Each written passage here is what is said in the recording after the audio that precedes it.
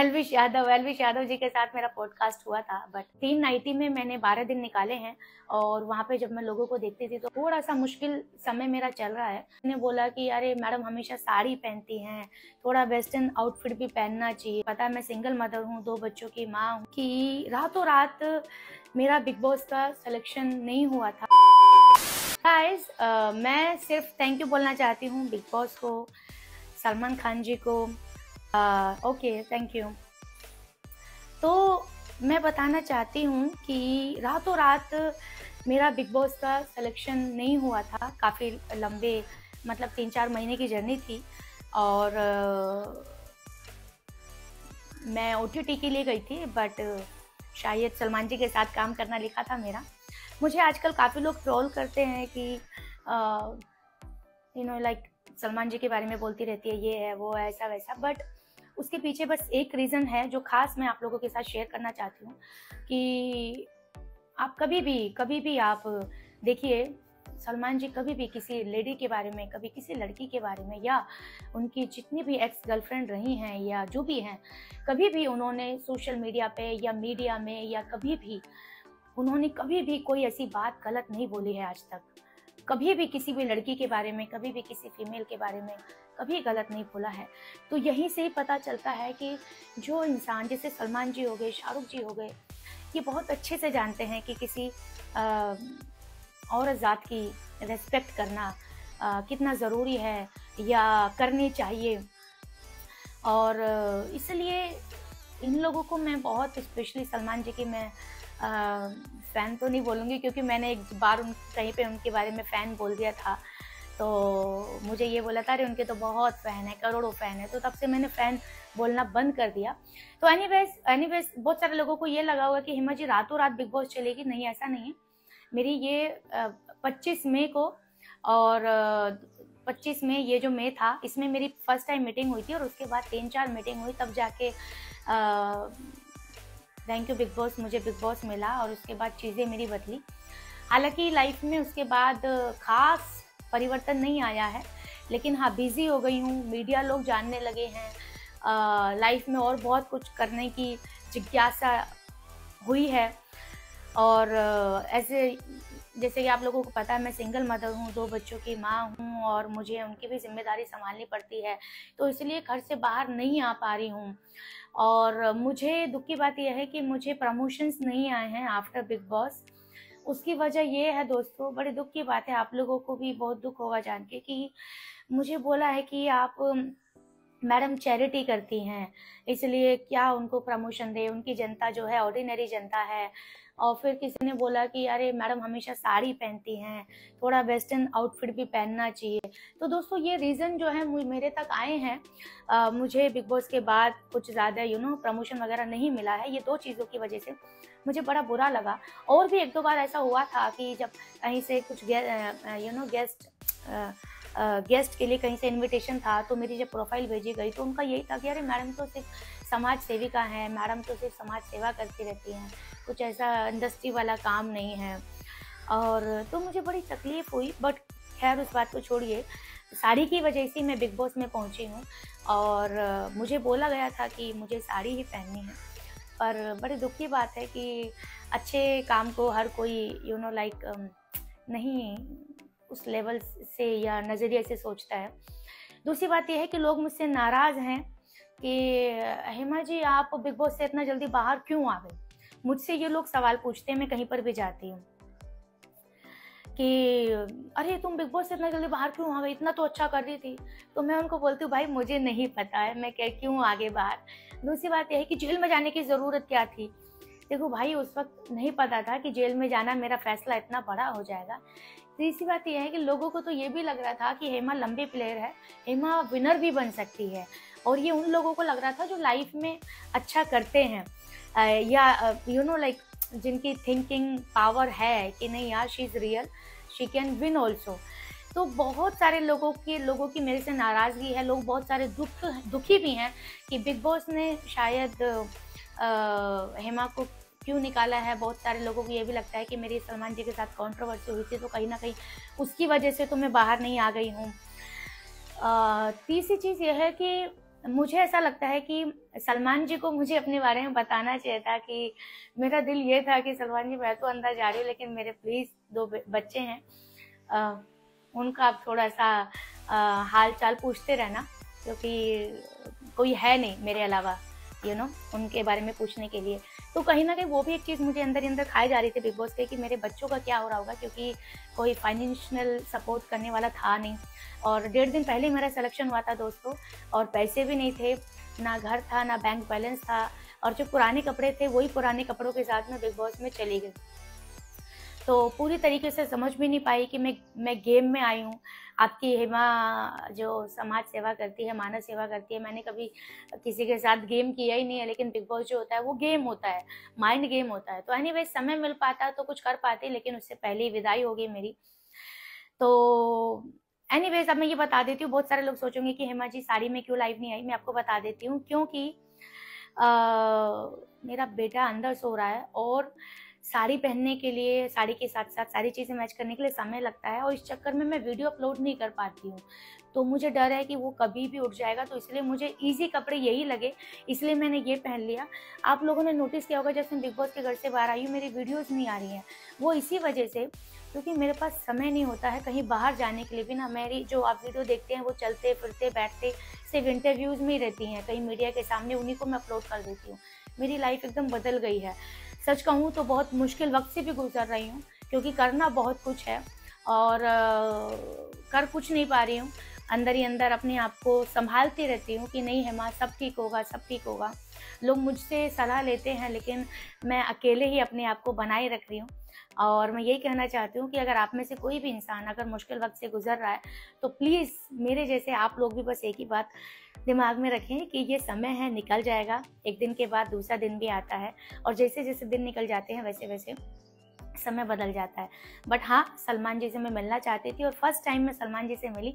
थोड़ा सा इस बात का भी दुख है कि मुझे लगा कि जब एग्जिट हम होंगे या मैं होंगी, तो और जो बातें रह गई हैं सलमान जी के साथ करनी, वो मैं तब कर लूँगी। लेकिन इस बार बिग बॉस का गेम भी पूरा चेंज है। मतलब जैसे जब एग्जिट आप होते हो तो सलमान बार बार मौका नहीं मिलता है, बट आई थिंक मैं समझती हूँ कि मेरा ये बिग बॉस 18 में एक नाम दर्ज होना काफ़ी मतलब ज़रूरी था, और ऐसे स्टैंप लगना ज़रूरी था, तो लग गया है। और ऊपर वाले ने चाहा तो आगे काम करेंगे। लेकिन हाँ, ये सच है कि थोड़ा सा मुश्किल समय मेरा चल रहा है, फाइनेंशियली भी, फिजिकली भी और मेंटली भी। बट फिर भी मैं अपने आप को बनाई भी हूँ, क्योंकि इतना प्लेटफॉर्म मिलने के बाद आपको चीज़ें अगर फिर भी उतनी बेहतर ना हो, और फिर भी उससे ज़्यादा स्ट्रगल अगर आपको करना पड़े, तो सीधी सी बात है, थोड़ा सा तकलीफ तो होता ही है ना। तो बाकी तो सभी अच्छा खेल रहे हैं। अगर सच बताऊं तो वहाँ पे कोई भी रियल नहीं है। सबको रात दिन वही डर रहता है कि इस हफ्ते मैं बाहर ना निकल जाऊं, इस हफ्ते मैं बाहर ना निकल जाऊं। मुझे रजत ने भी बोला था कि हेमा जी आप अकेले भी लीड कर सकते हो, मुझे करण ने भी बोला था, और सबको ये था कि हेमा, आरफिन जी मेरे आरफिन एंड सारा बहुत अच्छी मेरी उनसे रही है, जर्नी रही है, और बाहर भी आरफिन जी को मैं बहुत रिस्पेक्ट करती हूँ। और सच बताऊँ तो मेरे पास तो दोस्तों कपड़े भी नहीं थे सही से पहनने के लिए, क्योंकि मैं तो 1.5 दिन पहले चली गई थी। 3 नाइटी में मैंने 12 दिन निकाले हैं, और वहाँ पे जब मैं लोगों को देखती थी तो मेरा मोरल भी डाउन होता था कि यहाँ पे सब नए नए कपड़े लेके आए हैं। तो आप लोगों ने जितनी भी ये सेवा देखी है, इन शॉर्ट में ये कहना चाहती हूँ, जितनी भी आप लोगों ने मेरी ये सेवा देखी है, ये मैंने अपने हिस्से में से पैसा निकाल के किया है ना। मैं अपने लिए कोई नए कपड़े खरीदती थी, मैंने सारे अपने शौक करने बंद कर दिए थे, ब्यूटी प्रोडक्ट खरीदना, बहुत नॉर्मल लाइफ। वही 5 साड़ी रखी थी मैंने, वही 5 साड़ी अल बदल चेंज कर करके मैं पहनती रहती थी, मंडे ये, फ्राइडे ये। तो जब मेरा जाने की बारी आई तो मुझे लगा कि अरे मेरे पास तो पैसे ही नहीं है। तो अब जाके एहसास हुआ कि मतलब शायद ये भी एक रीज़न हो सकता है कि मेरे पास स्टाइलिश कपड़े नहीं थे पहनने के लिए, बहुत ऑर्डिनरी कपड़े थे। तो एनीवेज चीज़ें बहुत ऊपर नीचे हुई हैं, बट जो भी हुआ, मेन बात यह है कि मैं गई अंदर, सलमान जी से मिली, अच्छी मेरी जर्नी रही। और सबसे कमाल की बात यह है कि सबसे अच्छे से, जितना मैंने देखा है, सबसे अच्छे से बात सलमान जी ने मुझसे की है। मेरी खिंचाई भी नहीं की। सबसे अच्छी बात यह है, मेरी बातों में हाँ में हाँ, और बहुत हैंडसम दिखते हैं वो। और जो मेन रीज़न मैंने आपको बताया है कि वो हर एक औरत ज़ात की इज्जत करते हैं। और प्लीज़ मेरे साथ तो वो लोग ना जुड़ें जो धर्म को इंसानियत के साथ जोड़ते हैं। प्लीज़, मैं तो एक इंसान हूँ और इंसान बन के जी रही हूँ और दुनिया से अलविदा भी एक इंसान बन के ही जाना चाहती हूँ। बाकी तो थैंक यू सो मच जनता। ये मेरी फर्स्ट लाइव है बिग बॉस से बाद आने के बाद। कल भी मैंने कोशिश की थी पर नहीं हो पाता है। और ये जिस हेमा को आप देखते हैं आसान नहीं है, और पर कोशिश मेरी एवरीडे रहती है। और मुश्किल हालात में भी आप क्या कर सकते हो वो मैं करती हूँ। अक्सर लोग मुश्किल हालात में बैठ जाते हैं। मैं अपने आप को, अपनी लाइफ खुद सरवाइव करती हूँ, अपने बच्चों की, मेरी लाइफ एक्सपेंसिव, मेरे घर का रेंट, मेरा लाइट बिल, मेरा ये वो, आई डू एवरीथिंग। एंड उसके बावजूद जिनको भी मैं मदद करती हूँ वो मैं अपनी ही जो भी मेरा मुझे ऊपर वाला देता है उन्हीं पैसों से मैं करती हूँ। मैं किसी से कोई पैसा नहीं लेती हूँ। तो और बहुत मुझे खुशी मिलती है, इसलिए मैं करती हूँ। मुझे किसी ने बोला नहीं था समाज या मानव सेवा करने के लिए। जब मेरे जीवन में कुछ नहीं हो रहा था तो बस मेरा ऐसे दिल किया और मैंने करना शुरू कर दिया। तो एलविश यादव जी के साथ मेरा पॉडकास्ट हुआ था, बट मुझे कुछ चीज़ें अच्छी नहीं लगी तो मैंने प्लीज़ उनको रिक्वेस्ट की है कि वो मेरा पॉडकास्ट रिलीज ना करें। Okay, but otherwise he is a good person, no doubt.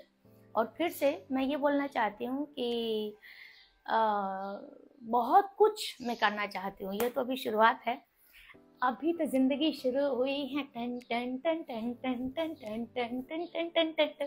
तो दोस्तों, जिंदगी को ऐसे जियो कि आपकी जिंदगी का आज पहला दिन है। मुझे पता ही नहीं है, मेरी 2 शादी हुई है, 2 बच्चे हैं, मेरा ये है, मेरा वो है। मुझे पता है मुझे बहुत कुछ करना है, मुझे तो ये याद भी नहीं रहता है, सच बताऊं। और क्या बोलूं, बाकी तो जनता हैं आप मेरी। और बहुत सारे लोगों को कि हेमा जी बिग बॉस से आने के बाद, तो मैं आपको बता देती हूँ कि बिग बॉस से आने के बाद बहुत सारी चीज़ें, बहुत खर्चे हुए हैं मेरे, और जिसकी वजह से फाइनेंशियली थोड़ी सी चीज़ें ऊपर नीचे हुई हैं, जिसकी वजह से अब मेरे 2 बेटे हैं तो डेफिनेटली मैं अपने बच्चों के लिए है ना थोड़ा सा पहले सोचूंगी, क्योंकि मैं नहीं सोचूंगी तो कौन सोचेगा, है ना। तो इसलिए मुझे थोड़ा सा समय लगेगा वापस से चीज़ें नॉर्मल करने के लिए। मैं जैसे मेरा यूट्यूब से, मेरा फेसबुक से इनकम होती थी तो मेरे पीछे वीडियो नहीं डाली किसी ने, तो जब वीडियो नहीं डाली तो मुझे इनकम नहीं आएगा, तो जब इनकम नहीं आएगा तो ना मैं खुद खा सकती हूँ ना मैं किसी को मदद कर सकती हूँ। तो बस इन शॉर्ट मैंने आपको खुल के बात बता दी, और कोई रीज़न नहीं है। और नियत होनी चाहिए, पर फिर भी नियत के साथ साथ अभी भी मेरे पास जो भी पड़ा है उसमें से भी मैं मैं देना चाहती हूँ, लेकिन मैं बाहर नहीं आ पाती हूँ। और जो मेरे बच्चों को केयर किया करती थी वो भी अभी नहीं है। तो बहुत सारी चीज़ें दोस्तों ऊपर नीचे चल रही है, बट मैंने अपने आप को बहुत बांधा हुआ है, क्योंकि एक ही ज़िंदगी मिली है दोस्तों, एक ही चांस से दोबारा मिलेगा नहीं। तो इसलिए एक्सक्यूज़ नहीं देते हैं, करने के ऊपर फोकस करते हैं कि जितना काम कर सकते हो करो। और मेरी दिली ख्वाहिश है कि मेरा अगला प्रोजेक्ट सलमान जी के साथ है, तो फिर लगेगा मुझे कि यस, बिग बॉस में जाने का मेरा